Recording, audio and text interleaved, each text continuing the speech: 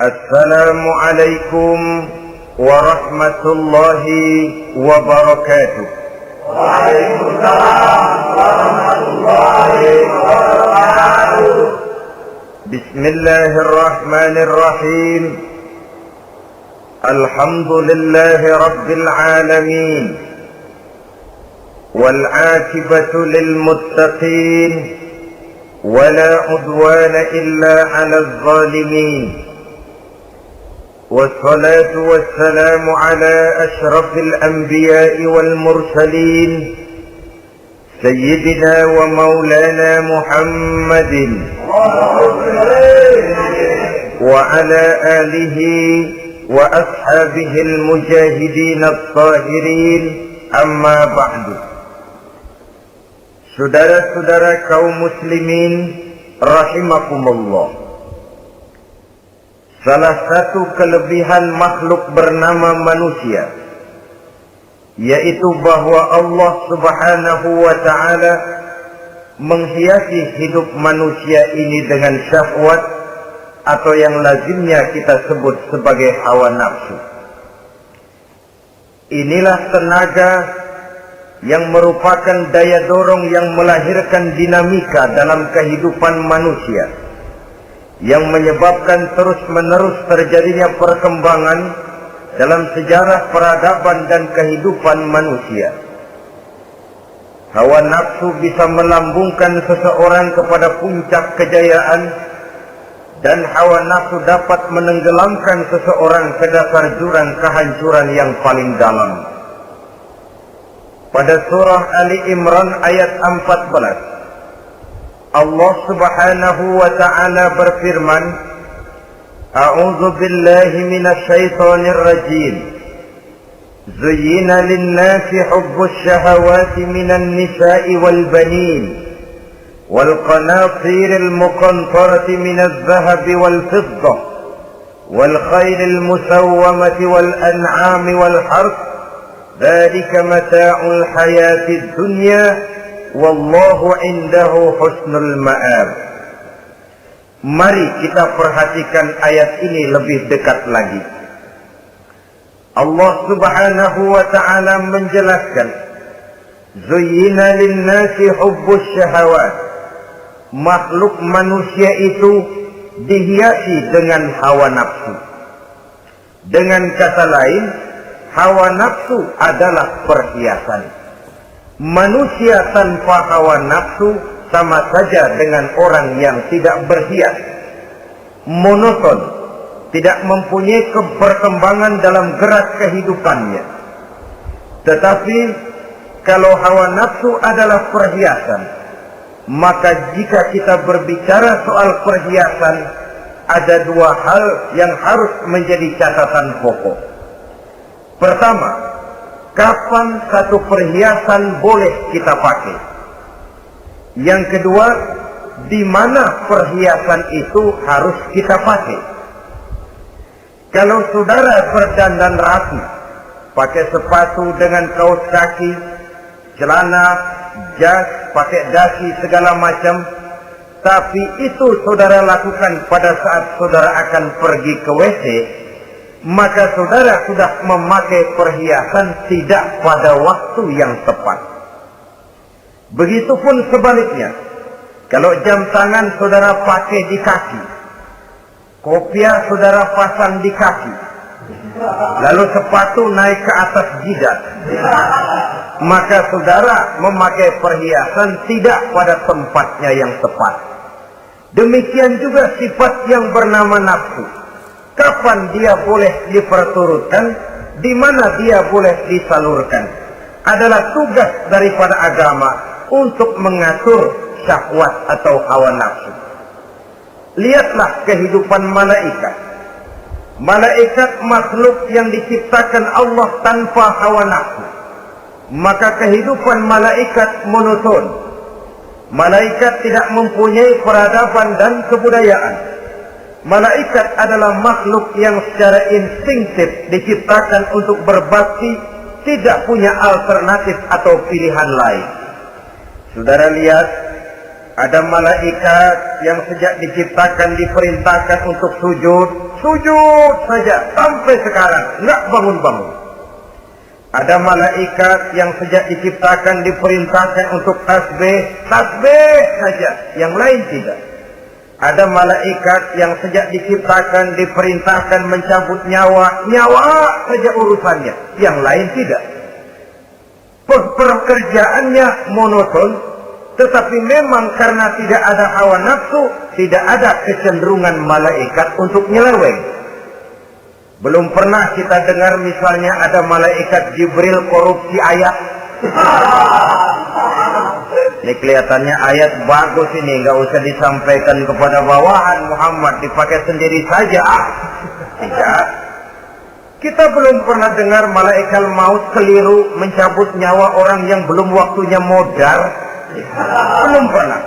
Malaikat itu ibadun mukramun, la ya'suna Allah fima amarahum wa yaf'aluna ma yu'marun. Maka kehidupan malaikat adalah monoton. Dinamika tidak ada, peradaban dan kebudayaan juga tidak ada. Andai kata bumi dan seluruh isinya diserahkan kepada malaikat untuk mengisinya, barangkali saudara tidak akan pernah kenal jembatan Semanggi, saudara tidak akan pernah kenal Monas, gedung-gedung bertingkat, gedung-gedung pencakar langit. Semua yang menggerakkan itu adalah karena manusia mempunyai hawa nafsu.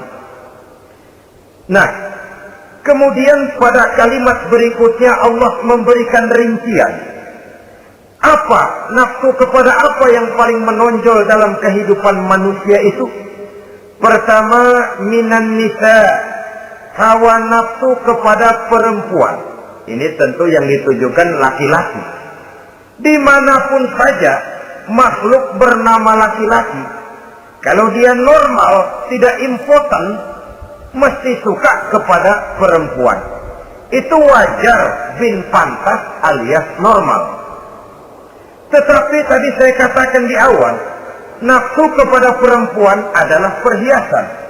Kapan makainya, di mana makainya, itulah tugas agama memberikan tuntunan dan aturan. Saudara-saudara kaum muslimin rahimakumullah, nafsu kepada wanita dapat mengantarkan seseorang kepada puncak kejayaan. Tapi nafsu kepada wanita bisa menenggelamkan seseorang ke jurang kehancuran. Bergantung kepada latar belakang apa yang mendorong timbulnya syahwat tadi. Dengan kata lain, motivasi syahwat tadi digerakkan oleh iman dan ketakwaan, atau semata-mata karena memang syahwat yang merupakan kendaraan iblis. Penyelewengan pertama yang terjadi dalam sejarah kehidupan manusia adalah penyelewengan yang dilakukan oleh Nabi Adam alaihi salam pada saat ia memetik buah khuldi. Kenapa itu dilakukan oleh Nabi Adam? Karena terdorong oleh rasa sayang dan cinta kepada istrinya Hawa.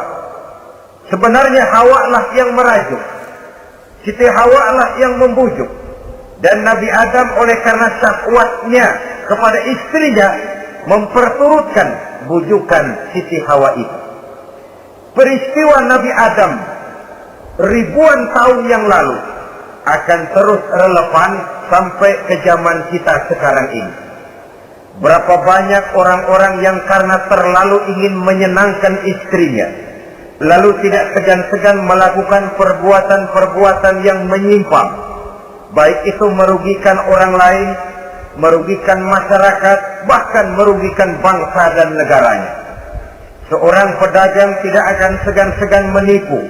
Sebaliknya pun begitu. Tidak jarang wanita di dalam kelemahannya bisa menenggelamkan dunia. Seorang suami yang jujur, polos, lugu, sederhana bisa jadi koruptor ulung karena didorong-dorong oleh istrinya. Istrinya barangkali bisa saja dibakar-bakar oleh tetangganya. Suaminya jujur, sederhana, kepala bagian, tempatnya basah, tapi melarat. Istri rupanya tidak sabar melihat gaya hidup yang makin konsumtif, persaingan yang makin tajam, suaminya dikipas-kipasin. Kata istrinya, bang, tetangga sebelah kita lakinya pegawai kecil, bang, tapi gelangnya kayak pelek beca. Abang ini kepala bagian tidak bisa memberikan saya macam itu, percuma lah. Kata suaminya, ya bagaimana, bu, gaji saya cuma segitu-gitunya. Ya namanya kepala bagian, apaan, kayak sahabat dulu. Kalau sudah berpikir ke arah ini, artinya sudah nifasi suaminya untuk melakukan tindakan yang tidak wajar. Saudara-saudara kaum muslimin rahimakumullah, sejak zaman klasik sampai kepada zaman kita sekarang ini, kita melihat kecenderungan syahwat kepada wanita ini. Julius Caesar yang katanya gagah perkasa ternyata tunduk di bawah kaki Cleopatra.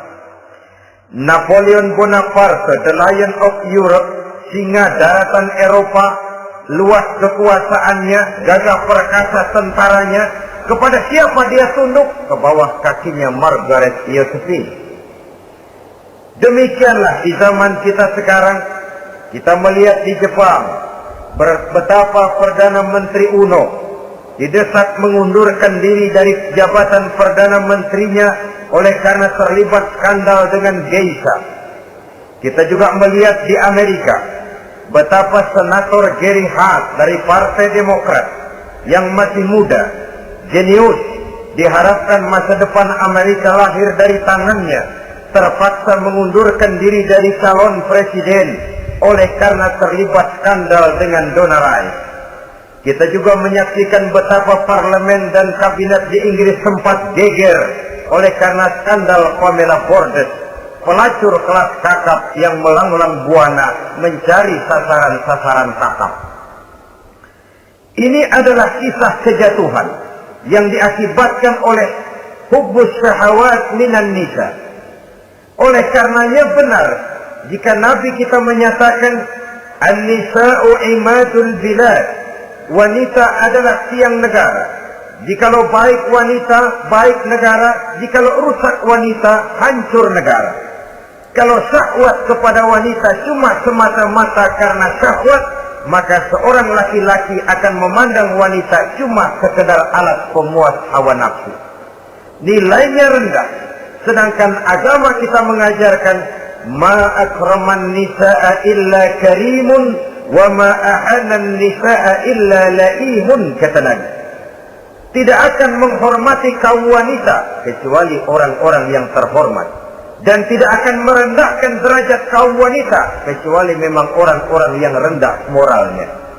Dengan kata lain, apabila syahwat minan nisa ini dilandasi dengan semangat iman dan ketakwaan, maka kehidupan Rasulullah sallallahu alaihi wasallam sungguh menjadi figur dan contoh dalam kehidupan kita. Perkawinannya bukan karena wajah yang cantik semata-mata, tapi lebih merupakan nilai ibadah kepada Allah Subhanahu wa ta'ala. Dengan demikian, kecenderungan kepada hubbus syahawat minan nisa dikontrol oleh nilai iman. Barometernya, tolok ukurnya adalah iman. Di zaman sekarang banyak kasus kawin campur yang pada akhirnya akan membingungkan kita sendiri. Padahal Al-Quran secara jelas dan tegas memberikan bimbingan. Orang itu kalau sudah, kata Imam Syafi'i, wa ainur ridha an kulli aibin kalilatun kama anna aina syuhti tubdil masawiya. Mata kalau dibalut cinta dia buta terhadap nista, tapi mata kalau dibalut benci hanya melihat yang keji-keji saja.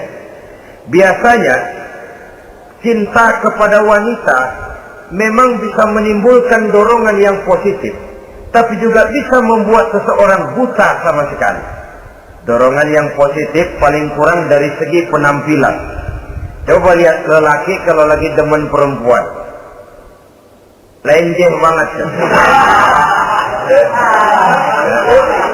Sisiran rambutnya rapi, terikaan bajunya lancip, sepatunya mengkilat, kantong celananya tebel, perkara anduk isinya bukan soal. Yang penting kan gaya. Lalu dinamis, kreativitasnya ada saja timbul. Tapi pada sisi lain, jika orang sudah kehilangan pertimbangan, juga kadang-kadang tidak segan-segan mengorbankan akidah, mengorbankan nilai-nilai iman. Padahal ini taruhan utama, sampai Quran dengan tegas memberikan peringatan. Wala amatun mu'minatun khairun min musyrikatin walau a'jabatkum. Perempuan budak yang hitam legam, kalau beriman itu lebih baik untuk dinikahi daripada wanita cantik berkulit kuning langsat tapi musyrik. Lebih baik budak yang hitam legam beriman daripada wanita cantik berkulit kuning langsat berhati bangsat. Tapi kita kadang kehilangan pertimbangan. Karena agama, karena cinta agama digadaikan. Karena cinta akidah terjual. Karena cinta keyakinan jadi korban. Ini semua penyakit yang datang dari hubbus syahawat minan nisa. Kecenderungan mengumbar nafsu kepada perempuan. Ini memang perhiasan, tapi bisa juga jadi bumerang dalam kehidupan manusia. Berapa banyak penyelewengan terjadi karena pengaruh wanita yang tidak bisa jadi bisa. Ini pengaruh di dalam kehidupan memang sedemikian besarnya. Sehingga saudara-saudara kaum muslimin, inilah yang perlu dikendalikan dalam kehidupan, kapan dan di mana. Kalau nafsu adalah perhiasan, kapan dan di mana perhiasan itu harus kita pakai, di mana dia harus kita tempatkan. Begitu juga yang menyangkut soal perempuan. Kapan? Ya kapan? Tentu kalau sudah nikah. Di mana? Yang jelas bukan di depan umum.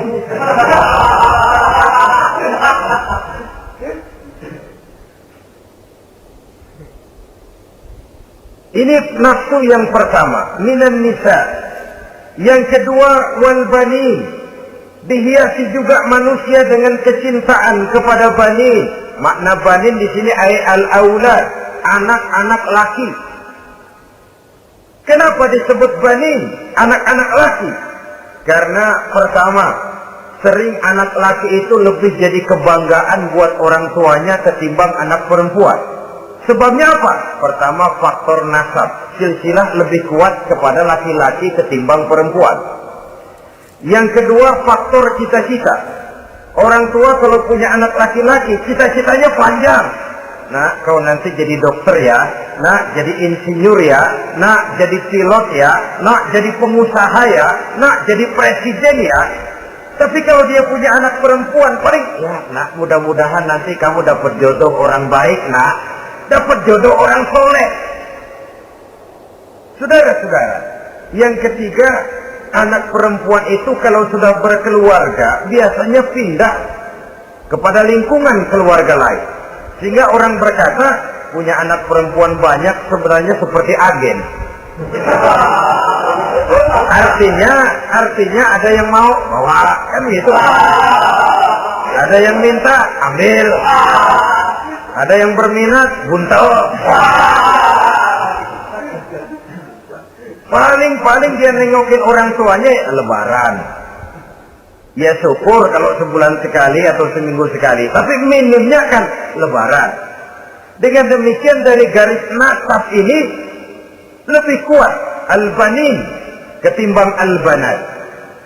Manusia dihiasi dengan kecintaan kepada anak-anak. Sering karena terlalu cinta kepada anak, kita menjerumuskan anak. Terlalu sayang kepada anak, segala maunya kita perturutkan tanpa kendali dan kendala. Akhirnya sifat yang demikian itu malah mendorong anak untuk manja, tidak percaya kepada kemampuan yang dimilikinya, selalu mengandalkan kepada kebesaran, kemampuan daripada orang-orang yang dibanggakannya itu. Dan dalam kondisi demikian, kedewasaan dan tanggung jawabnya akan lambat berkembang. Maka Allah Subhanahu wa ta'ala memperingatkan bahwa harta dan anak bisa menjadi fitnah. Dalam ayat lain Allah juga memperingatkan, ya ayyuhalladzina amanu la tulhikum amwalukum wa auladukum an dzikrillah. Wahai orang-orang yang beriman, jangan sampai hartamu dan anak-anakmu memalingkan kamu daripada mengingat Allah. Jangan sampai kesibukanmu kepada anak dan harta benda menyebabkan kamu sampai lupa mengingat Allah Subhanahu wa ta'ala. Berapa banyak manusia yang tenggelam dengan melupakan Allah, jauh dari agama, jauh dari tuntunan syariat, oleh karena disibukkan oleh persoalan anak dan persoalan harta benda. Maka satu-satunya jalan, jikalau kita tidak ingin anak kita sampai memalingkan kita daripada mengingat Allah, nilai-nilai keimanan harus ditanamkan kepada mereka sedini mungkin. Dengan bekal ini, maka mereka, anak-anak kita, insya Allah tidak akan membuat kita orang-orang tua ini berpaling daripada mengingat Allah, berpaling daripada kehidupan beragama. Memang karena anaklah kita orang tua peras keringat banting tulang, pergi pagi pulang sore cari nafkah. Karena anaklah kita orang tua, kepala jadi kaki, kaki jadi kepala. Asal mereka bisa menikmati hari depan yang lebih baik dari yang kita nikmati sekarang ini. Tapi berapa banyak juga orang-orang tua yang tidak sadar akan amanah berupa anak ini. Mereka lalai, mereka bersikap masa bodoh, padahal tidak akan ada yang tidak dipertanggungjawabkan di hadapan Allah Subhanahu wa ta'ala. Orang tua bisa mendapat pensiunan pahala kalau anaknya tumbuh menjadi anak yang soleh. Tetapi orang tua pun bisa saja masuk neraka karena anaknya menjadi anak yang kurang ajar dan orang tuanya sama sekali tidak pernah memberikan pendidikan yang sebagaimana mestinya. Saudara-saudara kaum muslimin rahimakumullah, kita tentu berharap memperoleh pensiunan pahala dan bukan mendapat tambahan dosa dari kekurang ajaran anak-anak kita akibat kita sebagai orang tuanya tidak pernah mau mendidik mereka. Dalam hadis ada diriwayatkan, ada anak kurang ajar, sembahyang tidak, puasa ibadah tidak, kenal Allah tidak, beriman pun tidak, dosa kelewat banyak, kejahatan berkarat. Di akhirat nanti disidang dia, ditanya, kamu kenal siapa Tuhanmu? Tidak. Kamu tahu siapa nabimu? Tidak. Kitab sucimu apa? Tidak tahu. Kiblatmu di mana? Tidak ada. Kamu sholat? Tidak pernah. Kamu puasa? Tidak pernah. Wah, kalau begitu kamu rusak sekali. Kamu neraka. Anak ini mengajukan protes. Saya menuntut keadilan. Benar saya tidak kenal siapa Tuhan saya. Saya tidak tahu apa kitab suci saya. Saya tidak pernah mendirikan sholat. Tidak pernah melaksanakan puasa. Pendeknya tidak ibadah dan tidak iman. Tapi semua itu terjadi. Sebab-sebabnya tidak lain karena orang tua saya tidak pernah mendidik dan mengajarkan saya. Orang tua saya tidak pernah mengarahkan saya ke jalan itu. Sampailah saya seperti keadaan yang sekarang ini. Orang tua saya enak-enakan ngaji, saya teler diantepin aja. Orang tua saya memegang kitab, saya megang botol. Dia tahu, dia diam saja. Dia tahu dan dia tidak memberikan peringatan. Karena orang tua saya lah, maka saya jadi seperti sekarang ini. Kalau saya harus masuk ke dalam neraka, saya menuntut keadilan agar orang tua saya juga ikut bersama saya gabung ke dalam neraka. Orang tuanya yang baik-baik dipanggil, Sudah mau berangkat ke surga nih orang tua, dipanggil, "Ntar dulu mas, sini dulu." Mau kemana, kencang banget? Surga pak, nanti dulu urusan belum beres. Ini benar anakmu ini. Dilihat anaknya, iya anak saya ini. Waktu di dunia nggak pernah diajarin ngaji, nggak pernah. Sampai dia nggak kenal Tuhannya, nggak kenal nabinya, nggak kenal kiblatnya, nggak kenal kitabnya. Iya. Dia sembahyang, kamu dia nggak sholat, kamu diemin aja. Iya kali. Kenapa pakai kali? Yang benar ngomong mas. Ramadan dia nggak puasa, kamu nggak tegur, kamu diam saja. Iya. Wah, kamu nggak tanggung jawab. Kamu tahu anak itu adalah amanah. Menyia-nyiakan amanah adalah khianat. Khianat adalah dosa besar. Jadi bagaimana saya? Ya kamu gabung sama anakmu, join ke neraka berdua bareng. Lantaran kamu tidak mau mendidik mereka, anak-anakmu, maka jadilah anak-anakmu seperti sekarang ini. Saudara-saudara kaum muslimin rahimakumullah. Sebaliknya, jikalau anak-anak kita yang kita cintai ini, yang merupakan buah hati belahan jantung, tumbuh dan berkembang menjadi anak-anak yang soleh, yang bermanfaat bagi masyarakatnya, bagi agama, bangsa dan negaranya, kita orang tuanya bolehlah tentram menerima pensiunan pahala. Menerima pensiunan pahala dari kesolehan anak yang ditinggalkannya. Alangkah nikmatnya mendapat pensiunan pahala. Terbaring kita di bawah pohon kemboja, nilai kebaikan kita dikenal orang, nama kita akan tetap hidup. Oleh karena kita meninggalkan anak-anak yang tumbuh menjadi generasi yang soleh, bukan anak yang salah.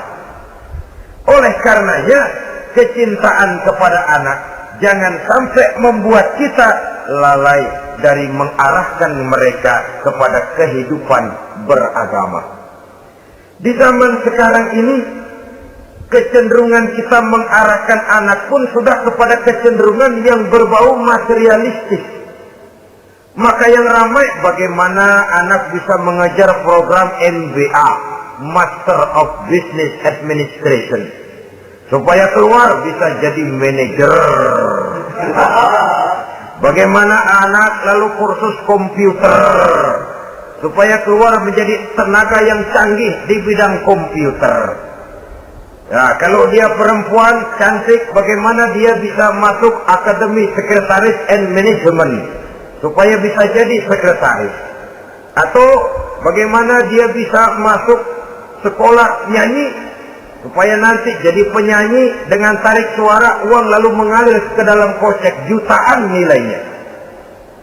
Maka yang ramai pun hal-hal yang semacam itu.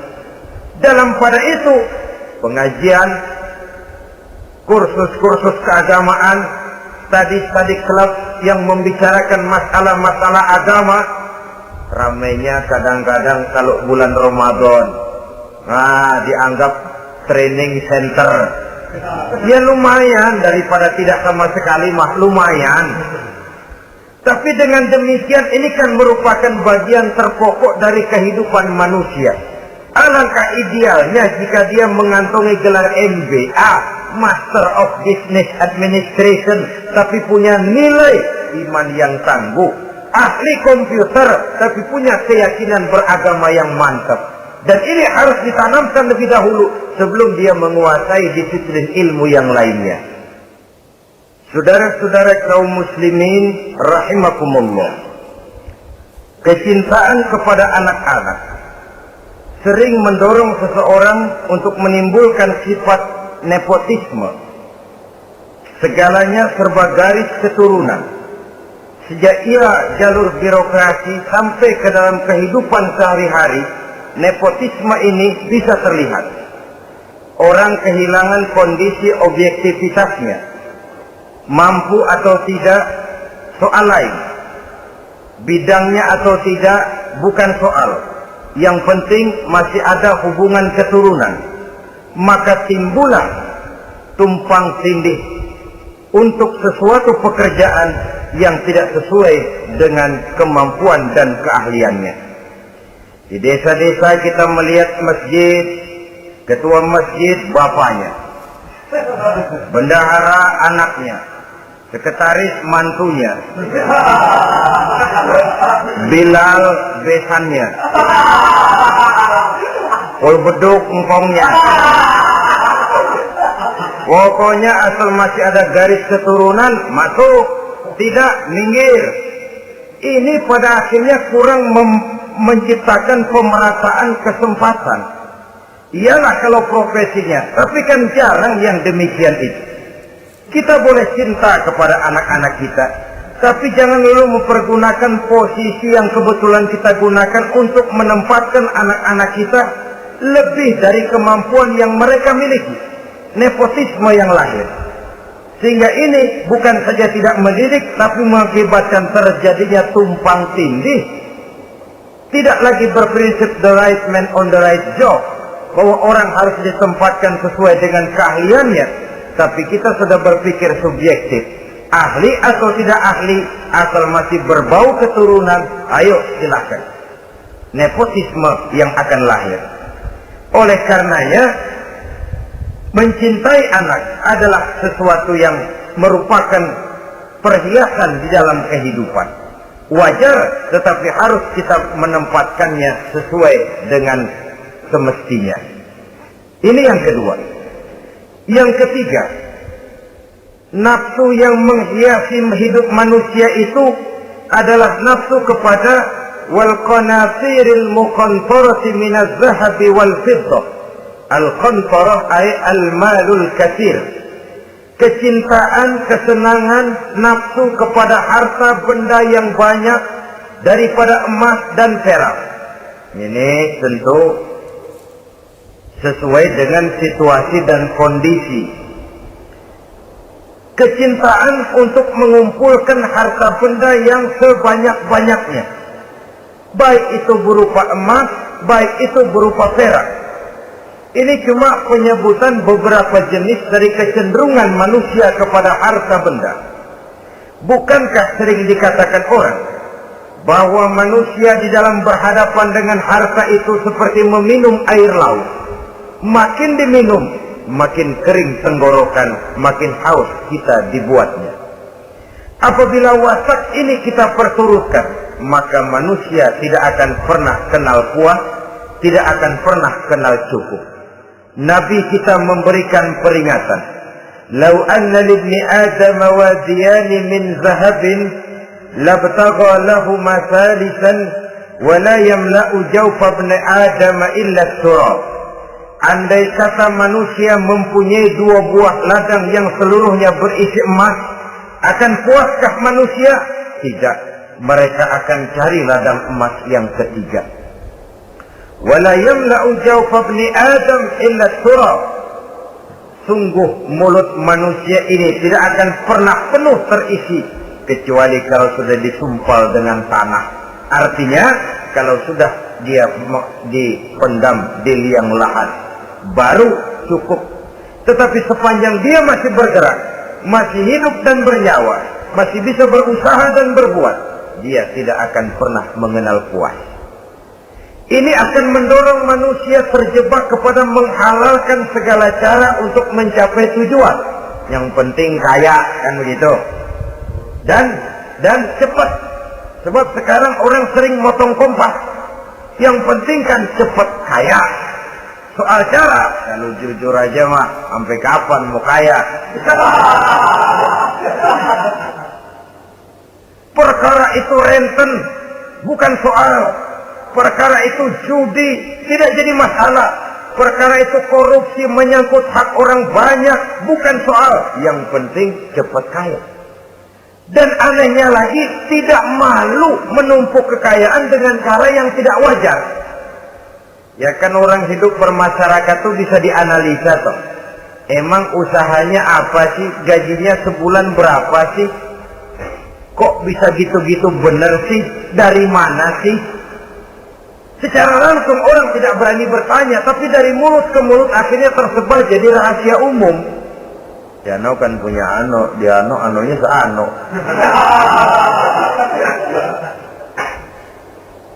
Ini bisa jadi bahan pertanyaan dalam kehidupan, akhirnya jadi gunjingan. Orang sudah tidak terlalu peduli dari mana kekayaan itu diperoleh, yang penting kaya. Dengan menghalalkan segala macam cara, terjebaklah ke dalam cara-cara mafia, terjebaklah ke dalam cara-cara yang tidak wajar, tidak bijaksana, memperkuat klan dengan menghantam yang lain. Saudara-saudara kaum muslimin rahimakumullah, bahwa manusia punya nafsu ingin kaya itu boleh. Agama memberikan tuntunan, memberikan aturan. Tidak hanya sekedar asal kaya, tidak hanya sekedar asal banyak harta. Malahan hadis menyatakan, kalau saudara diberikan umur panjang, pertanyaan akhirat cuma satu kok. Umurmu kau habiskan di mana? Kalau saudara diberikan amanah berupa ilmu pengetahuan, pertanyaan akhirat juga cuma satu kok. Ilmumu kau amalkan untuk apa? Tapi kalau kita diberikan amanah berupa harta benda, pertanyaan akhirat itu dua. Min aina iktasabahu wa fima anfaqahu. Dari mana hartamu kau dapat, kemana hartamu kau belanjakan.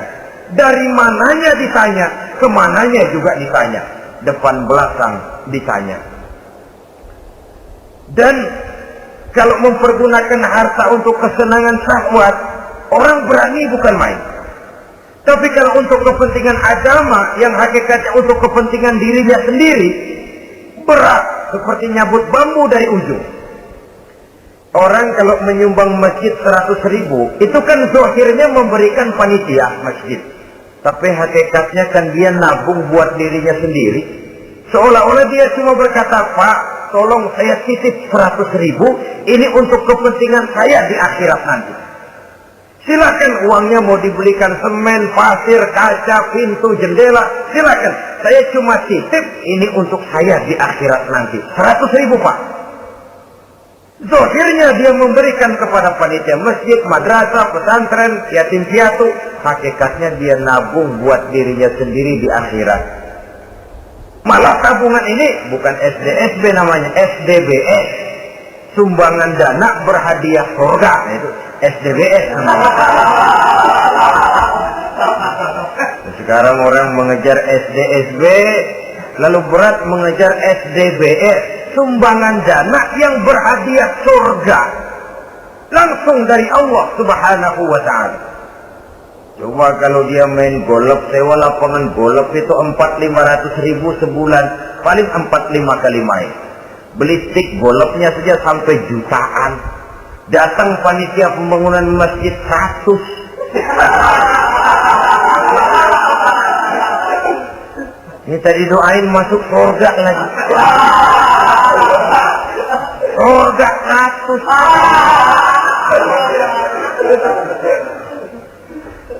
Saudara-saudara kaum muslimin rahimakumullah, kecintaan kepada harta benda yang banyak, baik berupa emas, berupa perak, mendorong orang untuk berlomba-lomba yang Allah peringatkan dalam Al-Quran, Alhaakumut takatsur hatta zurtumul maqabir.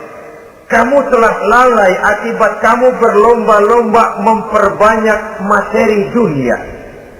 Hatta zurtumul maqabir, sampai kamu dekat masuk ke liang kubur, baru rupanya sadar bahwa perlombaan ini tidak akan pernah sampai ke garis finish.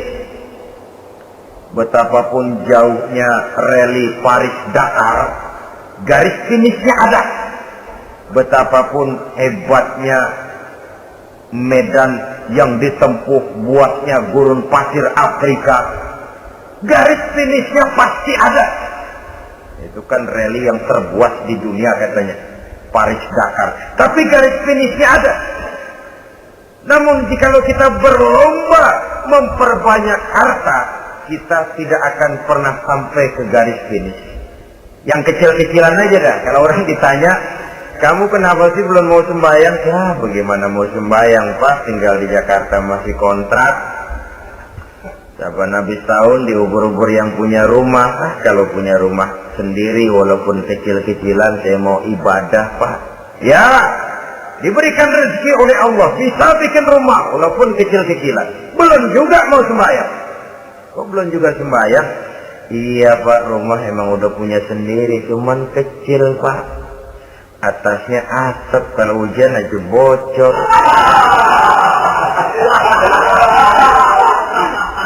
Kalau bisa bikin rumah yang permanen, Pak, tenang, saya ibadah, sembahyang saya rajin. Iyalah, diberikan rezeki, bisa bikin rumah permanen. Bagus rumahnya. Lain lagi. Iya, rumah sudah permanen, tembok, ubin. Cuman isinya belum ada, Pak, perabotannya. Kalau punya peralatan rumah tangga yang memadai, tenang, saya ibadah. Diberikan juga rezeki, bisa beli perabotan rumah tangga yang lumayan. Di atas tekelnya sudah pakai karpet, mebelnya spaghetti, tempat tidurnya alga spring bed, dan lo-pilo. Ada kulkas, ada TV, di sebelah TV ada kunci mobil. Kuncinya mobilnya.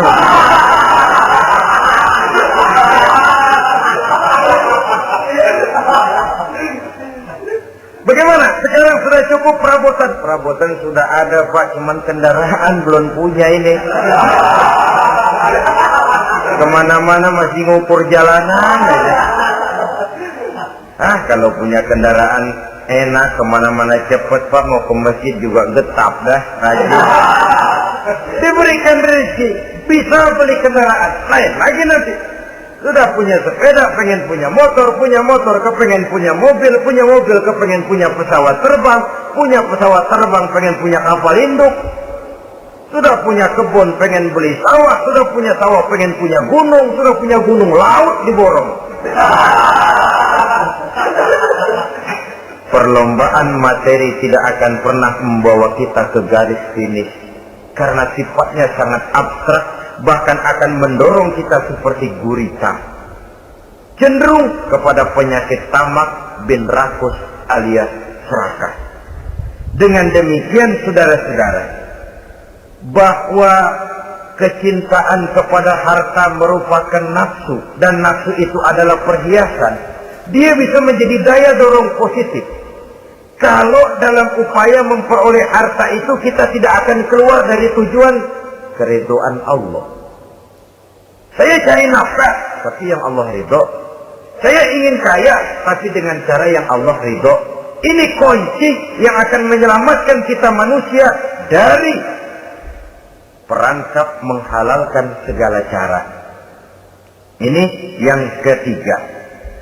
Yang keempat, dihiasi manusia itu dengan nafsu kepada wal khailil musawwamah, kuda yang bagus, kendaraan yang bagus, kuda yang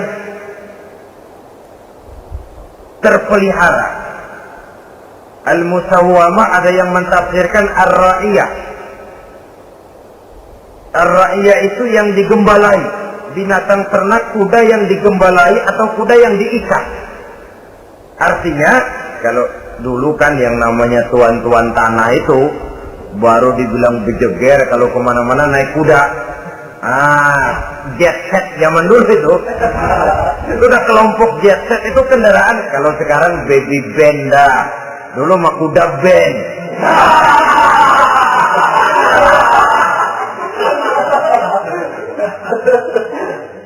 Manusia punya kecenderungan suka kepada kendaraan. Apalagi di zaman sekarang ini, wah, iklan-iklan itu kan sangat menggoda kita. Melayani segala macam bentuk penjualan.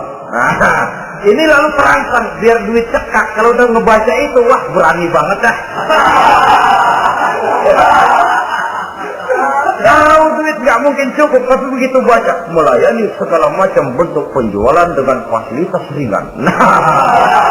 Jadi dah. Jadi juga punya mobil, jadi dah. Perkara utang itu bakal nyekek leher, bukan soal. Kasihan saudara-saudara kita di daerah-daerah yang terjebak kepada iklan-iklan merangsang yang akhirnya di luar kemampuan. Sehingga terjebak pada saat dia harus mengembalikan kredit, dia tidak mampu, barang disita, uang hangus, nyengir. Bekipak kembali tahlil. Habis arang besi binasa. Bahwa kita menginginkan kendaraan yang serba baik, silakan. Tiap akhir tahun ganti merek, keluar yang baru, ganti lagi. Itu kalau orang yang mampu. Buat kita yang tidak mampu, kenapa tidak bersyukur melihat yang lebih rendah di bawah kita? Alhamdulillah kita punya mobil, tangga kita cuma punya motor. Yang punya motor, syukur kita punya motor bisa rada cepetan. Tangga sebelah punya sepeda, mana-mana kekejek mulu. Yang punya sepeda, alhamdulillah punya sepeda. Tangga sebelah kemana-mana jalan kaki. Yang jalan kaki, syukur masih bisa jalan. Teman sebelah lumpuh bertahun-tahun. Yang lumpuh, alhamdulillah masih hidup. Tangga sebelah kemarin out nggak balik lagi. Saudara-saudara, saya pikir menengok ke atas itu perlu supaya ada rangsangan kita untuk maju. Tapi menengok ke bawah pun juga lebih perlu agar kita mensyukuri yang ada dan tidak suudzon, tidak buruk sangka kepada Allah. Apa yang diberikan Allah kepada kita sekarang ini, itulah yang terbaik menurut Allah untuk kita. Saudara-saudara kaum muslimin rahimakumullah. Dahulu ada seorang pemuda, matanya buta. Dia mengeluh, ya Allah, kenapa saya dilahirkan dalam keadaan buta? Apa dosa saya? Apa salah saya? Andai kata saya tidak buta, saya melihat keindahan alam ini, saya lebih akan bersyukur kepadamu ya Allah. Nah sudah, dia berburuk sangka kepada Allah. Satu hari, ini Raja Baduy di pedalaman mengerahkan tentaranya menculik anak-anak muda. Ini Raja Baduy ini kanibal, artinya suka makan daging manusia. Anak-anak muda ini diculik. Yang masih muda-muda ya, kalau kambing muda itu kan di sop rada sedap. Rupanya ini Raja kanibal ini begitu. Anak-anak muda termasuk pemuda yang buta tadi itu kena culik. Ya, sudah diculik, rawatlah di istana raja ini, diberikan pakaian bagus, dikasih makan serba enak. Sebab apa? Supaya badannya gemuk. Setelah gemuk nanti dipotong, di sop legit. Udah, kerjanya cuma makan tidur, fasilitas nikmat, tidur enak. Udah giliran dapat 1 bulan 2 bulan kemudian, ketika mau diambil anak-anak muda ini, raja sendiri yang milih mana yang disop duluan nih. Sampai giliran anak muda yang buta ini, raja geleng kepala. Yang begini mau buta, dagingnya nggak enak. Ini satu lepas aja, lepas. Saya mau makan daging orang buta, lepas aja. Pulang ini anak muda, batinnya bersyukur, sujud syukur, ya Allah, katanya untung saya buta. Coba kalau saya nggak buta udah habis saya di stop. 2 bulan yang lalu dia mengeluh, ya Allah, kenapa saya dilahirkan dalam keadaan buta? Sekarang dalam pulang ke rumah, perjalanan menuju ke rumah, dia berkata, alhamdulillah, andai kata saya tidak buta, habis badan saya di stop oleh raja yang kanibal tadi. Saudara-saudara kaum muslimin rahimakumullah. Jadi dengan demikian pola hidup yang konsumtif sesungguhnya sangat tidak mendidik apabila dilatar belakangi oleh kemampuan yang tidak menunjang. Dengan demikian setidaknya mendidik orang untuk berkhayal. Anak-anak muda sama merek mobil ngerti banget dah, punya kagak? Ini BMW model terakhir nih. Nih kemarin gue ngeliat di sana, gue megang lah.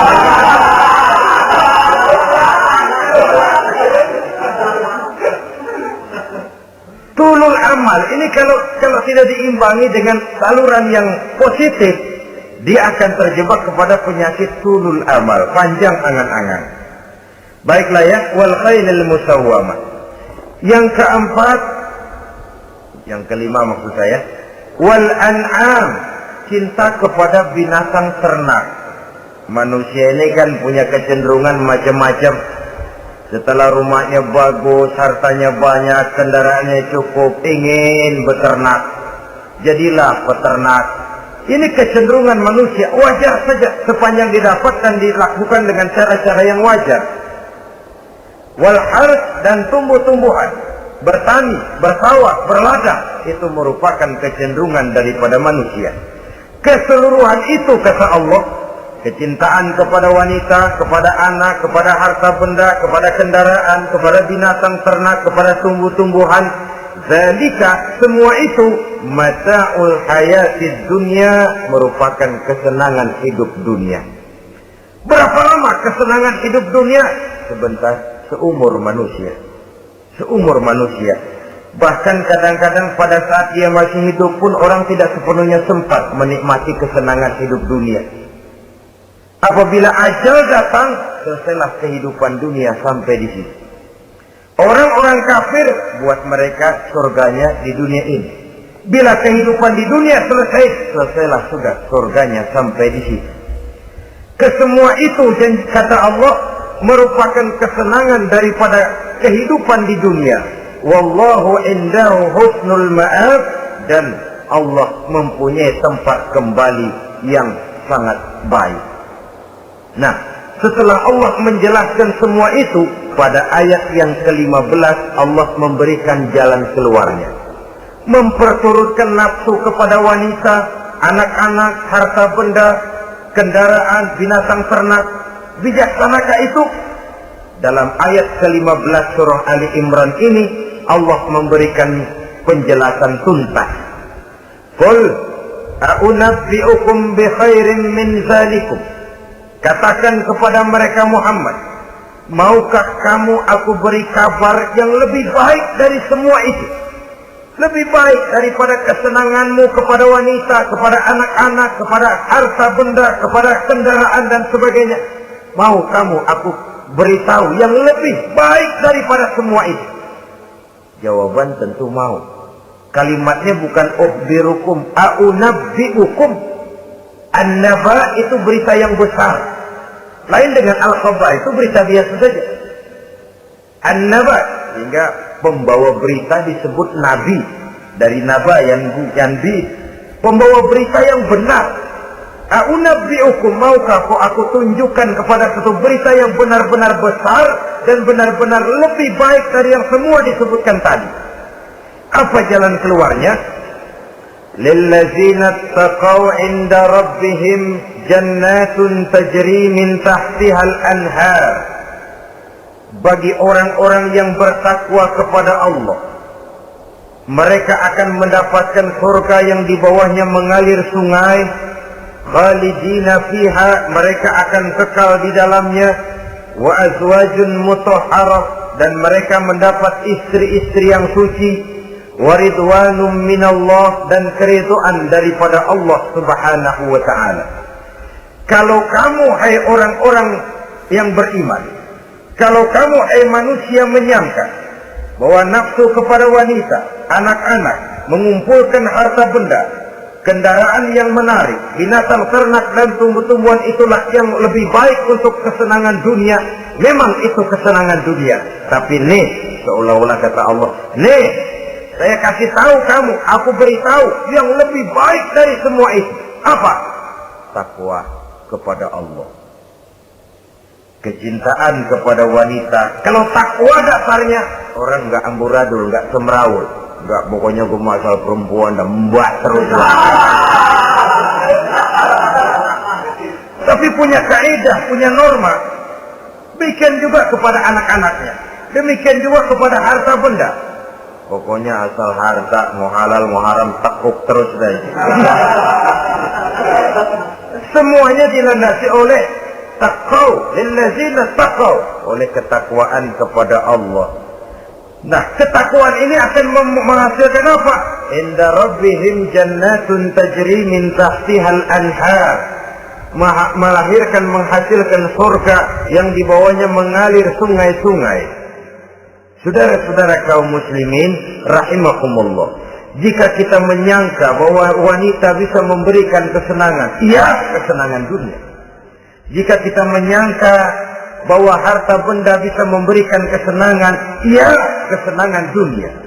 Jika kita menyangka bahwa kendaraan bisa memberikan kesenangan, iya, kesenangan dunia. Tapi kita tidak cuma ingin itu, kita ingin itu semua juga bisa membawa kesenangan akhirat. Caranya landasi dengan takwa. Kesenangan kepada wanita didasari dengan takwa. Maka jangan jadikan wanita cuma sekedar alat pemuas hawa nafsu. Kesenangan kepada anak-anak dilandasi dengan takwa. Maka anak-anak diarahkan kepada jalan yang diridhoi Allah. Kesenangan kepada kendaraan dilandasi dengan takwa, maka kendaraannya selalu mengarah berjalan menuju jalan takwa, diridhoi oleh Allah Subhanahu wa taala. Kalau tidak, tuh mobil selempongan Ancol gancang banget ya. Tapi giliran dihadapin ke masjid, mogok belum gitu. Urusan ngaji ada aja halangannya tuh kendaraan. Tapi kalau untuk urusan maksiat, ngebut benar-benar. Dilandasi dengan ketakwaan. Sehingga dengan demikian, tidak hanya sekedar surga di dunia ini, tapi lebih-lebih di surga di akhirat nanti. Khalidina fiha, kekal. Kalau dunia ini kan zillun zail, bayangan. Hari ini kita jaya, besok kita bangkrut. Siapa yang mau menghalangi? Hari ini kita melambung, besok kita nyungsep. Siapa yang bisa menarik? Tidak kekal, berubah, temporer, relatif. Di sana, kebahagiaan yang dilandasi dengan takwa ini sudah surga, kekal di dalamnya, azwajun mutahhara. Dapat istri-istri yang suci. Suci dalam arti belum pernah dijamah orang lain. Suci dalam arti tidak pernah terkena halangan. Seperti mens misalnya. Baik menstruasi atau mencret, itu tidak. Azwajun mutahhara. Konon makna mutahhara ini ya artinya juga bisa selalu gadis, bidadari, selalu perawan. Tidak pernah janda, walaupun tiap hari dipakai, perawan terus. Dan yang lebih penting, waridwanum minallah, mendapat ridho dari Allah Subhanahu wa taala. Jadi hawa nafsu dengan motivasi takwa, itulah sesungguhnya yang dikehendaki oleh Ali Imran ayat 14 dan 15. Dengan demikian, manusia dengan ketakwaannya mengendalikan hawa nafsu dan bukan malah dikendalikan oleh hawa nafsunya. Sehingga dengan demikian seluruh fasilitas yang dimilikinya, baik itu berupa istri, anak, kendaraan, binatang ternak, harta benda, tanam-tanaman, seluruhnya semakin meningkatkan ketakwaannya kepada Allah Subhanahu wa taala. Mudah-mudahan kita bisa mencapai tingkat ini di mana kita hidup mampu dan sanggup mengendalikan nafsu, bukan malah dikendalikan oleh hawa nafsu. Terima kasih dan mohon maaf. Wassalamualaikum warahmatullahi wabarakatuh.